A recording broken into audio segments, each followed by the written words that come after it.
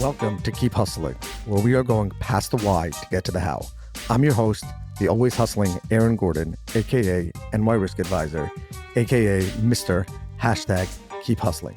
In this podcast, we will be diving deep into the professional and personal successes of our guests to find out how they hustled through the most difficult times in their life and their development to achieve the success they've gotten to today. So buckle up for what hopes to be an amazing ride. Let's get to it. Welcome to Keep Hustling with my guest, Dan Luxenberg. I have to say, I always think of a nice intro. I think that the intro for this one is the person who I've known longest, but that's not true. There was one person I think I've known longer than you because I've known him since I think before you were born. But I was going to say, I probably have known you my entire life. That's it. Yes, exactly. I actually remember when you were born, so that's fine. And we're not that old, people. Like, watch the YouTube. Watch the YouTube. You're pretty old. 37. Yeah, that's older than me. Fine. Whatever. Okay. I am super excited about this episode. First and foremost, because you came into the studio all the way from amazing, not freezing Florida to the New York winter. So first and foremost, thank you on behalf of all New Yorkers for being here. Thank you for coming home. You're welcome. Your journey is incredible. We were just talking about it a little bit before off air. And I mentioned to you what I want to focus on, but let's just start with, there were seeds that were planted. Where do you think that hustle comes from? We don't have to do the whole bio, but you're in LA. You have a certain view of what your career is going to be. And I tell everyone, read the bio. It's fascinating. And then you decide to pivot a little bit and really step up your hustle, start something, which we're going to get into, and do all that. But like, where are the roots? Where are the seeds? Dude, the seeds take us back to the hustle. The seeds are in the seats of KJ, dude. Like we grew up on the Upper East Side of Manhattan, surrounded by unbelievable success, right? Material success, but success. And I always knew I wasn't going to fit the mold of like the lawyer, doctor, accountant. I always knew it. You probably... Did your parents know it? Everybody knew it. Everybody knew it. Always wanted to go into some form of storytelling. But I always had something to prove. I always felt like I had something to prove because I wasn't going down the traditional path. So what that meant was, okay, I need to be able to be on the same level of success, whatever that meant at the time, as everybody else on the Upper East Side of Manhattan. So I was just going to have to work a lot harder. That was it. And that train of thought kind of re-led me back to my love of Judaism, honestly, which is like, what does it mean to be a chosen people? It doesn't mean that like we're better than everybody else. It just, look at it now, right? With rising antisemitism, it just means we have to work a little bit harder. You don't have to whine, don't complain, just work a little bit harder. And it truly is the biggest blessing in the world because I found the why. I was just asking you if you read Meditations by Marcus Aurelius, he was a leader of the Roman Emperor thousands of years ago. And there's a book on his meditations. He didn't think about them as meditations. It was literally his diary. But one of the lines he says is he admires one of his teachers for staying on the path rather than being kept on the path. And that line, man, you're told to do so many things when we're growing up. Do this, do that, be a better, Jew, be a better student, be a better XYZ. When I want it, like when I wanted to be a better Jew, when I wanted to be a better husband, when I wanted to be a better father, that's when I became the best version of myself because stuff happens, right? Shit happens. I don't know if that's allowed on the pod, but you're going to be met with bad stuff along the way. And it just it strengthens my foundation to succeed. I think there's so much to touch on there. First, I believe that the best thing that our parents did for us, and I've gotten a lot of heat from this when I talk about this with friends and other family, things like that, is there was that unspoken success. In that, obviously, we grew up in a place where there was tremendous material wealth, but one of the funny things about it is there are some people that I found out later in life, like as I grew up and like got to Forbes and Google and things like that, who like you find out are in the upper echelon of wealth in the world that you had no idea. Meaning, obviously, you can sometimes tell, but like some would have in more than $10 billion, and like that's the person who you just shake their hand every Shabbos morning. You know, it's not like you play with their kids. Like, and obviously later in life, you look back, you're like, oh, that's why they had the driver or whatever else. You know what I mean? But I think that just understanding a place where hustle is ingrained, and obviously it comes with challenges, as you said. The joke about the happiest Jewish parents are the ones that have kids that are doctors and lawyers. There is some truth to that, but I think that also just the idea of working hard, and that's part of the foundation of Keep Hustling, is that when we talk about that, and I love the quote you just gave, I might steal it. I think I'm gonna look it up. Is that, one of the things that I like to talk about as it relates to Keep Hustling is that every person can define their hustle. You stay on the path of your hustle. You decide where the path goes. And obviously, high moral caliber, ethics, all those kind of things. I'm not talking about deviating from that, but who should tell you that you shouldn't chase storytelling because your life will be, that's not sitting in a hole somewhere, not being productive, but it's being productive in your way. And what the most incredible part about that in your story is, then that led you to an even deeper meaning of yourself. And as you said, a deeper relationship with your wife and family and things like that, which everyone would say is the polar opposite. Like, oh my God, you went and like meditated. Like, that's weird. But I love it. And I love the fact that, one of the things, and that's a good segue to kind of the real depth of what you're doing, is people are so starving for that meaning. And in a world where it seems like people are told to hustle less because you don't have to work 100 hours a week to be successful. And it's great if you just want to live on an organic farm and eat chia seeds all day, which might be fun for some people. And I love those people. I love like the van lifers on YouTube and things like that. Like, I love, dude, if it wasn't for Jewish communal religion, I would live just asked my wife if in a catamaran. I completely No, I would live in a catamaran. You see people who like chase the good weather 100%. On boats. But and that's perfectly fine if that's what's meaningful to people. But in a world where I feel people are being told work is overrated, don't chase material wealth, and then they realize that you don't have to chase material wealth, but life is far more difficult if you don't have money. I feel like, just to build on that, I feel like we've been told it's cool not to care for a really long time. But what that manifested itself into is people realize that they should care about something and they just grabbed onto the wrong community, right? We've had this book for so many, thousands of years, right? People cared about it for so long, but it kind of went away for a little. And I can get to that, my hypothesis on that in a second. But we've been told, like, I grew up and it was like the era of punk and badassery, and it was cool not to care. It's so cool to care. It's so cool to care. And I think about that all the time when I'm with my kid and I see him like wanting to lean into something like at a school play or something, right? And I see him looking over at a friend and I'm just like cheering the shit out of him. Like, go Will, you're the man. Like, I want him to care about all those little things because it's so cool to care and it trickles down. Because it's coolest to care the most when you're in your apartment alone and you don't have to pray. You don't have to pray, but you want to because you really care. And then it goes right back into the outer world. You just give it back. Which we don't have to get too much into Judaism, but we can. But one of the things that I love about Judaism in particular, and you're right, nowhere in Judaism does it say that Judaism is the only religion, by the way. Nowhere in Jewish philosophy. You're far smarter than I am, but I believe that that's not a thing. In fact, there's constant, there's the Sheva Mitzvot, things like that. But I love the fact that there's a blend of community, but also personal. Before communal prayer, there's personal prayer. Before the prayer out loud, there's the individual prayer. And what that means is that my individual relationship with God, my individual spirituality is, I would almost say, more important, right? Because that's how I become part of the community. That's how you stay on the path. That's how you stay on the path, is you.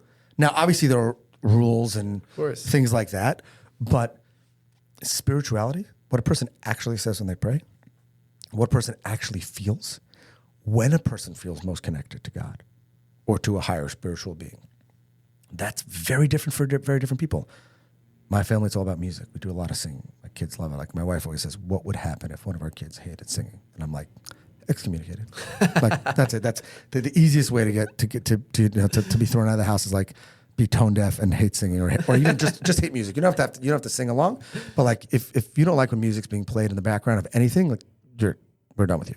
But what do you say? So you mentioned what is the hypothesis that in a world where people are continually void of spirituality and their own internal hustle and getting in touch with themselves, yet I believe, and I think you believe, that is actually, we're actually more in that direction than we were before. So I want to give you the why first. Okay? Go for it. So I think that for a really long time, we as a society, it was kind of like keep your head down, go to school, get a good job, provide for your family. And growing up, that's kind of what I saw. Whether I was literally told it, I don't know. But that's what I saw, right? Just keep your head down, go to school, get a good job, live a beautiful life. 2 homes, vacations. And then what I think happened was 9/11. Okay? Do you remember it? Only because my dad was down there. So I remember my cousin picking me up. I remember my brothers being scared, my mom being scared, and maybe being like, what's kind of going on? But Dude, you're so young. I'm so young. I remember it. I've Yeah, I told you, old, by the way. Vividly. If you're out there and if you're listening, Roxana Mukhtarzadeh, we were celebrating her birthday on the porch of Ramaz of the middle school. Oh, yeah. Pacing So and obviously fixing. I was in lower school. Right. So it was a totally different experience. Totally different experience. By the way, not to diverse to 9/11 because you said scariest day of my life, September 12th. Not 9/11 because 9/11 was like a shock factor. Growing up in Manhattan, going out of my parents' apartment building and looking over the terrace and not seeing a soul, that scared the daylights out of me. But anyway, yeah, 9/11 happened, yeah. Imagine. And I think Before you were born. no, but I think the point is I'm just old enough to kind of have a vague recollection of what was going on. And so, okay, we're not as safe as like our parents' generation thought we were, right? 2008 happened. Maybe the finance industry isn't as safe as everybody's claiming it to be. And then 2016 happened. And by that I mean, because get a lot of hate for that, crazy division, right? Maybe this country isn't as united as we think it is. And then COVID happened. And it's just like you look back and you're like, God damn, like, dude, maybe all y'all had it wrong, right? Like maybe we should keep our head down and read a book and find like a much, much, much, much deeper meaning to all of this. And once we build that foundation, when we fall and we don't feel safe because because people are going to hijack a plane, because the financial market's going to crash, because someone's going to be elected that you hate and you love and X, Y, Z, like, okay, when I go home, like, just take a deep breath and like student of / not really, but I read The Sabbath by Abraham Joshua Heschel, and that like book totally changed my perspective on Shabbat. Your brother's a big student of his, isn't he? No. Is he not? He's like, where are you? I think he was a big reader of his. He's a big reader, He's consumed. or so he claims. He says, by the way, we can't mention his name on the podcast, but I'm sure he's going to listen. If he wants to come on, would you come back for the episode, co-host? Oh, totally. With him? Okay. Oh, easy. That's it. Okay. Fine. He won't let us mention his name. He might be in the CIA. We're not sure. Anyway, so he talks about Shabbat, the Sabbath, being a palace in time, right? And I think the reason why so many people are kind of craving spirituality and so much more open about it is because you can have the safest job and the safest X, Y, and Z, but like at the end of the day, if it's all external baloney, like you have to make sure that the foundation in here is way stronger because you're gonna fall. It's gonna happen. There's a Chinese parable that I'm gonna tell you. You ever hear the Chinese farmer parable? Go for it. This is amazing. Man and I'm his ready son, to meditate. Man and his son live on a farm, and they have one horse. The horse runs away. Townspeople come over later that night. We're so sorry. It's tragic, so bad. He's like, yeah, maybe. We'll see. They're like, okay, bizarre. They leave. Next day, that one horse comes back with 2 more horses. Townspeople come back to the farmer. Amazing. Congratulations. He's like, maybe. We'll see. They're like, okay, this guy's weird. Next day, his son, 20 years old, training one of the new horses, falls off, breaks his back. Townspeople come over like, this is tragic. So sorry. He's like, maybe. We'll see. Next day, government officials come over. We are drafting every male 18 to 40 to come join the war. Son broke his back, not able anymore. Townspeople come over. Amazing. Like, you get to keep your son at home. It's so crazy. He's like, maybe. We'll see. Goes on and on and on. But this guy had this foundation of Gamze Yavor, of this too shall pass. Of this too shall pass. And I think the only way to have that is have a real trust in something much greater. In something much greater than what's going on around you. This guy had the same philosophy of Gamze Yavor, of this too shall pass, right? This Chinese farmer. And I think the way to deal with life is not to be worried about what's happening around you. And I think that is being recognized now amongst this younger generation, which is the markets are going to crash. Somebody you hate is going to be elected into office. Things are going to happen to your wife and to your kids that are really bad. And if you have nothing to fall back on, then everything you worked for is done. It doesn't mean it's meaningless. You can't fall back on a job. The corporation you work for is going to fire you. The best friend you had because maybe you had a great job and you had money and you can keep up with him, he's not going to be there for you. But if you have something that's way deeper and way holier, you're not going to fall as hard. And I think protecting ourselves is like a good type of selfish. There's so much there to unpack. First of all, that's awesome. Second of all, I love Chinese parables. But third, you know what's amazing? My wife and I speak about this extensively. We don't remember as kids, and I think you're onto something, a political climate the way it was today. Meaning, it's interesting that your philosophy, and I don't want to get into super into politics, but I've always said that it's just because there's a bunch of bored kids sitting in a basement with too much YouTube. But I think that maybe I like what you're saying better in that. By the way, faith was at the foundation of America, right? Faith has been at the foundation. Still is. What I'm saying, what I mean is, when the founding fathers, part of founding America, it wasn't Judaism, but faith was an integral part of it. And maybe, and I think you're right, that everyone says politics change, the politicians are not the same. Maybe what changes is that the people are not the same, because the people are, the further you drift from core, from the foundation, from center, then if anarchy is anarchy, then what I mean to say is I don't ever remember, like, and my father was very into politics, like ever, and there were fights at the Shabbos table. Like, I'm sure you had them, like, this and that. Like, I don't ever remember like thinking, oh my gosh, my parents are never going to speak to this friend of theirs because they had up. But I think that now it's a thing. Or maybe it's coming back to that. And obviously the world is a more dangerous place. Or maybe, by the way, I love what you said about 9/11, which was maybe the world is not as safe as our parents thought it was. Not that it wasn't as safe objectively, but then you get into the internet and things like that. So what I want to ask you is, so now we have the problem. People, the world is increasingly more void of that spirituality, or people are trying to hide it more. And you have this thesis. You figured out the problem, right?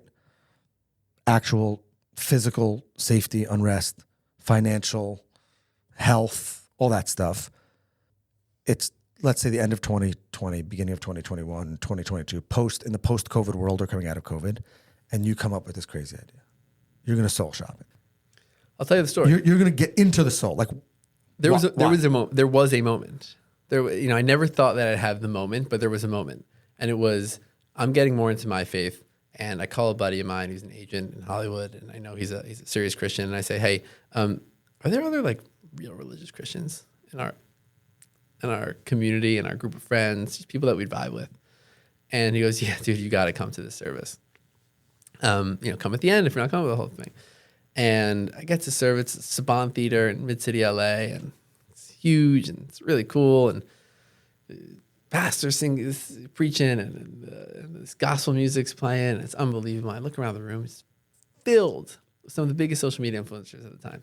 I mean, I was literally like starstruck at some point, okay? And I went over to some of the guys I knew and some of the people I didn't know, and I go, what are you doing here? Like, I was so confused. Like, what are you doing here? Like, Dan, what do you mean? We grew up going to church. This is just like who we are. And so what I realized in that moment was that social media not only democratized access to content, right? Everybody can watch content for free now. It also democratized access to fame. You could be in a basement in Kentucky, go viral. You're the most famous kid in the world. You couldn't do that 30 years ago. You couldn't do that 15 years, 10 years ago. You had to grow up on the Upper East Side. No, you had to grow up in LA. You had to be like the nephew of someone, whatever George Clooney's story is. You got to be in LA. You had to be in New York. You had to go to the theater. It's traditional route. Now anybody can be famous. And most people in America, between LA and New York, are people of faith. They grew up going to church. Now, you read like all of these like academic magazines where like faith is declining in the US. That's because they're looking at brick and mortar churches. They're looking at the way our parents and our grandparents used to worship, right? But they aren't looking at about who's following who online. Go online. Pastors are followed, Christian social media influencers. Put the mega churches aside. These pastors, the comments are like, you're saving my life. This video, this clip is saving my life. So what happened? So I say to these kids, yeah. Do you know the most viral Jewish clip ever? No. Is it Santa? No. The Jewish Santa at the mall? No. We're going to get back to your story, but I can't. If you've seen it, I don't know if you know that it's the most viral. So there's someone who lives in this community whose father-in-law was the great Rabbi Zachariah Wallerstein, who was involved with kids who had a lot of challenges. And he was once speaking at a Jewish convention, and he said that he read the most amazing quote that changed his life. And that quote was, "Sometimes you're in a dark place and you feel like you've been buried, but really you've just been planted." Now, why do I say it's the most viral thing? I'm going to find you the clip. You're going to see that every one of those pastors and things like that, and all these real motivational accounts that you've seen that have millions of followers, all ripped it off. With him, there's this rabbi, literally, you see it, a rabbi, the whole Amazing. thing. And he's that. And it takes off. And that is there's nothing Jewish about that. It's just truth. Truth. So, okay. So you see the viral pastors. My ADD always kicks in. No, I love it. I love it. So I say to these, they're kids. They were 19 years old, 20 years old. And I say to them, they have tens of millions of followers each. Right? I tell them the story that I like to tell everyone, which is father and daughter are walking on a beach. Okay. In front of them, like thousands of starfish, still wet and breathing, wash ashore. Okay. 8-year-old daughter runs to the starfish, starts throwing them back into the ocean one by one. Father calls out, "Honey, what are you doing? You're not going to be able to save all those starfish." Picks one up, she looks at it, she looks at her dad, she throws it into the ocean, and she says, "I made a difference in that one." Save that one, exactly. Shout out to Daniel Gordon. It's one of his faves. It's amazing. And so I told these influencers that story, and I said, some of you have tens of millions of followers, each, like individually. I said, there's one kid living in the depths of hell, and all they want to do is be you. They don't go to school. All they do is work out. They tell their parents to screw off, whatever it is, right? I said, if you show them that your outlet was the Bible, you can literally save somebody's life. And by the way, your outlet is already the Bible. You're not asking them. Yeah, you're just showing them. You're not asking this influencer to become more religious. You're asking them to expose that. Absolutely. Okay, I just want to make sure. I mean, you're not. I'm not saying the person's fake in it. church. No, and you're not saying imagine the influence you could have if you took on religion and you went to church. You're saying you're in church. This is a part of you that these people don't show even people get. who you actually got are. it. Okay, right. You're like. Which is pull authentic, back. Exactly. which is the real authentic you. I love that. Which, by the way, plays way better online than faking it. And so they look at me like, Dan, great speech, but you think brands or studios are coming to us with that? And so I looked at the marketplace and I realized that faith-driven media is a lucrative market. I met with one of the biggest players in the game in the Christian media landscape, and one of the things he said to me was, "We don't want our kids on TikTok." And I looked at him and I was like, "But they're there." So that was it, right? It was twofold, right? It's either the biggest players in the game, and by the way, it's on the Christian side and the Jewish side. People have said to me like, "Why are you doubling down on social media? It's such a dirty place. Like, why are you there?" Blah blah blah. Because your kids are there, and I know you tell them not to go on, but I promise you, when they're with their friends and their friend has access, they're scrolling on TikTok, they're surfing on YouTube, they're everywhere. So if you're not going to try, I am, right? Because I want the darkest corners of the world to have that light, right? I want my kids to grow up in a culture where like being a person of God is not even cool. It's just regular. It's just regular. We call, there's an Omer Adam Jew. You get the reference, and the comparison is like a Steph Curry Christian. Is that a saying like in the media world that there's an Omer Adam Jew? No. It's something Ari Lam, shout out Ari Lam, and I speak about. I think. Okay, we're going to digress into Judaism right now for a second. Okay. Because by the way, but I think that it, only because that's what we know, but I believe that it's the same because I've spoken to friends. One of the beautiful things about the circle that I travel in the insurance industry, my real job, not just podcasting, is I'm the only Orthodox Jew most of the people and sometimes the only Jew that most of the people I've ever met. I went to my best friend's house in Mobile, Alabama. I stayed there for 1 night. Are you the minion man? I'm not the minion man, but you'll love this because he picked me up at Pensacola Airport, and you know who you are, and I love you. And in his car was playing Minion Man because I told him about this before. So good. And I literally stay in his house and wake up the next morning. There's no Minion. I put on my tefillin underneath, like next to his Christmas tree with his kids. Like, it was a great time. My wife thought it was weird, whatever. But right now, January 2025, number one Hebrew/Jewish song out there is. I hope you're going to pick what I think you're going to pick. I mean, Tamido Hevoti. Yeah. Do you know that it's like played at every like Israeli soccer game right now, and both sides start screaming? And what are the words? God loves me. That's it. Were you the producer of that song? No, originally? but I got to tell you something. So I was at, I go to a minion in Miami where we sing a specific song. And I don't want to ruin the punchline. So I sing it all the time in my house. My 4-year-old knows how to like chant along with it. My friends know it's like my song. And I'm obviously, because I'm normal, I love Omer Adam. I love you. Come on the pod, Omer. And I'm at like a relatively small like concert of his in Jerusalem, and he goes, and there are viral videos of it all the time. I didn't take the video, I didn't know it was coming, but now people have taken the video. He's silent in the room. He goes, in Israel, we don't say let's party. We say, and then all of a sudden, machshavo tovot. You'll hear that at every Farbrengen, every like Jewish Hasidic dish, and you're like seeing this world of like spirituality, soul infused in culture. And the reason I'm so passionate about it is because, I mean, if you don't mind, digress a little bit into like the October 7th of it all. But after October 7th, Jews. That's not a digression, by the way. Okay, Jews flocked towards any form of Judaism they could have, right? And for a really long time, it was really, really great. It was really, really great. And then after a little bit, Judaism became about combating antisemitism. And that, I think, it is still a dangerous way to define Judaism. And there are pockets, I mean, you'll see it. They're like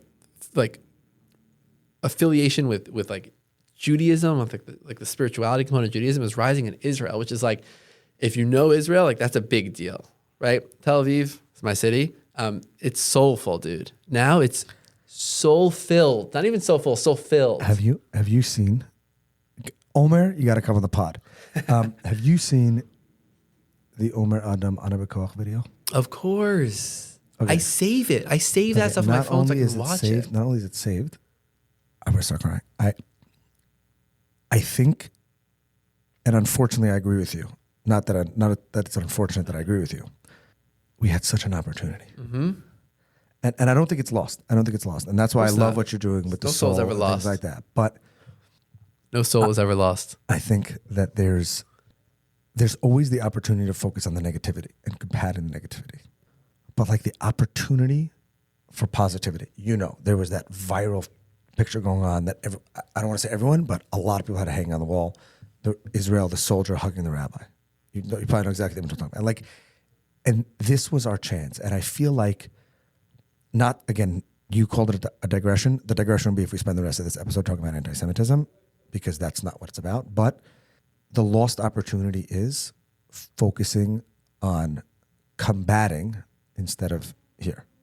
Meaning, obviously, there's anti-Semitism in the world, and it's rising. Or maybe it's just easier to be an anti-Semite because people don't think you're a nutcase anymore. But we had the chance to double down. And again, like I'm the guy who no longer wears a yarmulke on the street in Manhattan not because I'm scared like ISIS is coming, because I'm just scared of that crazy college kid who's had too much to smoke or drink and is bigger than me. But the soul, the opportunity to say, like, there's hatred everywhere. Like, there's no atheist in a foxhole. Why wait till you're in the foxhole? So I don't know why this is making me think of it and like get a little worked up, but my second son was born on October 14th of 2023. So a week after the war broke out. And I flew out to Israel on October 23rd. So a couple of days after his Brit Milah, his circumcision. So you deserted your wife? No, first of all, she's a hero. Don't make me out to be a bad guy here. I flew out for a very specific reason, because we felt that the only thing happening in Israel was headlines, news, breaking news. And nobody was telling the story. And so, Ari Lam and I partnered up with this guy, Nate Buzz, Nathaniel Buzalik, this Christian social media influencer, Vampire Diaries, the original, big actor. And we decided we were going to tell stories. That was it. We were going to tell stories. The holiest thing happened to me off camera, which was Nate and I ended up at a hospital that had been bombed, a children's ward that was bombed in Ashkelon, a city right just north of the Gaza envelope. And there were people that were cleaning up. They were throwing away shards of glass, whatever was there, one of which was toys. And Nate stops one of the guys cleaning up the toys. And the words out of his mouth, so poetic. He goes, our children will continue to play and we will continue to pray. And this is after, this is after we were just with people who had lost family members, didn't know where family members were, etc. And just the idea, like, I froze in the moment because the idea of like, there's so much fighting going on. There's so much hate going on. But the only thing that matters is the laughter of our children. And the only way to truly ensure that that happens, the only true feeling is if God protects us and if we pray. It's the only way to fight the hatred out there, right? And you know, you were joking when I was sitting down here. You were telling me that I have to sit down, find my location, right? I'm like, I'm going to stand up. Tom Cruise style, I'm going to jump on the couch. I won't because we set this up beautifully. But like, dude, like the transition from that feeling to you got to meet these creators that I'm meeting, these Christian creators online. They're fired up, dude. You got to go. College campus to college campus. There are revivals happening, and it's a good thing, man. We want to live. Rabbi Sachs used to lament. Okay, Rabbi Sachs, Zichrono Levracha. Okay, he used to lament the secularization of Europe. Right, there are two paths ahead of us: a secular path and one of faith. We want people to double down in their faith. That's a good thing for everybody. It's a good thing for society. And so, you see these Christians online, dude. They're fired up about God, and religion writ large in the United States was like hijacked by this like man saying no, no, no, no, no. But now we took it back. We took it back and we're like, there are rules, but it's a beautiful thing. And saying yes and no is amazing. Dude, there's somebody who told us the answers. All of those questions you have, there are answers to them and we can work them out together. And like, it's rooted in love, in like love of him, love of you, love of self. And it's like a beautiful thing. Okay, this episode, we're going to have to do another one. I'm going to come down to Florida. We're going to do another one. But I want to ask you a two-part question. I'll answer that. I promise I won't go off track. No. I want to, what do you say to, because I believe in your message. I believe in what you're doing, and I believe everyone should follow it. And I believe that if anything has become clear through this episode, doesn't matter which religion. Doesn't matter. Amen. Doesn't matter. Let's find... And I'm willing to engage with them. You're willing to engage with them, and I assume that you're willing to do it. And you went to Israel with a Christian. Right? Meaning, find your thing. Find you, and that's keep hustling. What do you say to two people?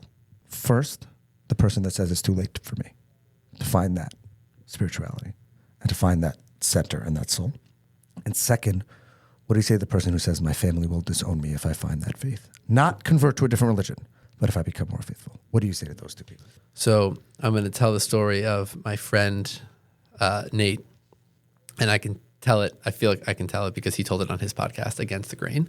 And it's the following. He had given up on life and he didn't want to take his own life because he didn't want to consider himself a quitter. And so what did he do? He went to Iraq to volunteer when it was the most dangerous, right? It's 10 or so years ago. So dangerous there. And he'd walk out every morning just hoping ISIS would send something to his area so it would be done.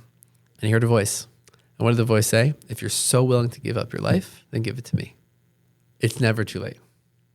It's never too late. Because the moment you feel like it's too late, then fine. Give your life to God. Start following his, capital H, lessons, messages, rules, and you'll find meaning in it. You will. I did it. I was telling you earlier before the pod. I did it myself.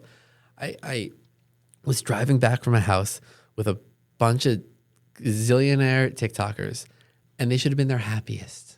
They're 19, came from nothing, so much money. I didn't see that. And so I called my wife and I asked her if I owned a pair of tzitzit. Insert translation here. Yeah, got it. Four-corner garment, fringes. And she like laughed and said no. And so I drove straight to a Judaica store and I bought a pair of tzitzit, and I've been wearing them every day since. Not the same pair, obviously, but I've been wearing them every day since. I didn't know why at the time, but now they have a unbelievable meaning to me. Right? Start doing a 70 Shema. Do it, and the meaning will come.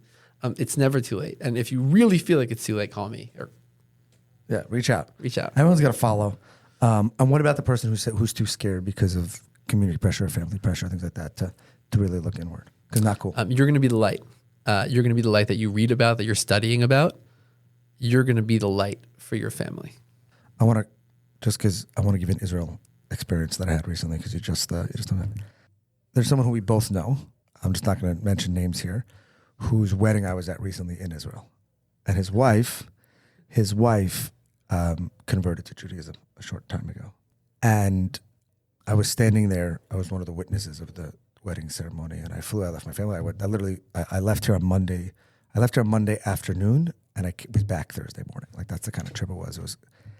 And the rabbi who officiated was the youngest son of Rabbi Lau, the famous Rabbi Lau of Holocaust survival, Israel chief rabbi, younger brother of then the chief rabbi of Israel.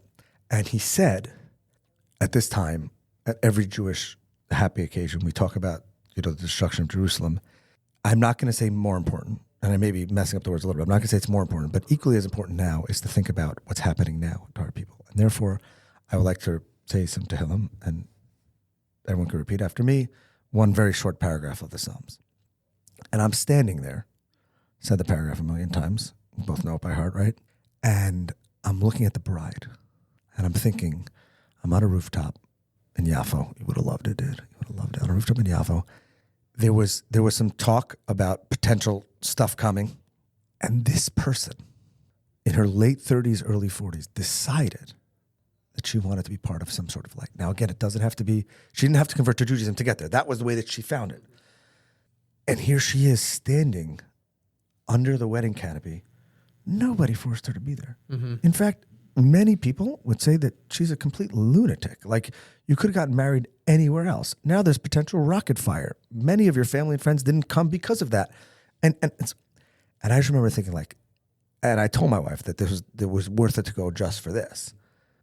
We're going to get through it. Like, obviously I felt that we were talking about a year and a half after October 7th, but like, there are people in the world who say it's never too late, who say they want to be the light. And in Judaism, there's a saying, Ma'at min ha'or chasa harbe min ha'choshech, that a little bit of light takes out a lot of darkness. And I think that the advantage that we have to what you're doing is that a little bit of light, a few people seeing the light, can expand and take out a lot of darkness. So, I don't know. This has been a different kind of episode, but I really, really appreciate it. I haven't cried on an episode in a while, so I'm glad we teared up a little bit. Dan Luxenberg, thank you for being here. Thanks for having me. Thank you for being here. We're not letting you off the hook, though. We end every episode, even though you gave us a couple gems, asking our guests, I told you before, to leave us with their favorite. And again, I'm going to tell everyone, go check out, what's the social handle? What's your preferred social handle? Where can everyone find you and what you're doing first, and then they'll get to everywhere else? What's the number one social handle? Instagram. But what handle? Mr. Danny Lux. Mr. Danny Lux. Or LinkedIn, Dan Luxenberg. Dan Luxenberg. But check out the Soul Shop. Soul Shop. At Soul Shop. And then you'll see there's a bunch of different stuff going on there. You should check it out. But let's get to Mr. Dan Lux. Let's get to the Soul Shop. We ask our guests to leave us with their favorite motivational or inspirational quote, what it means to them and their hustle.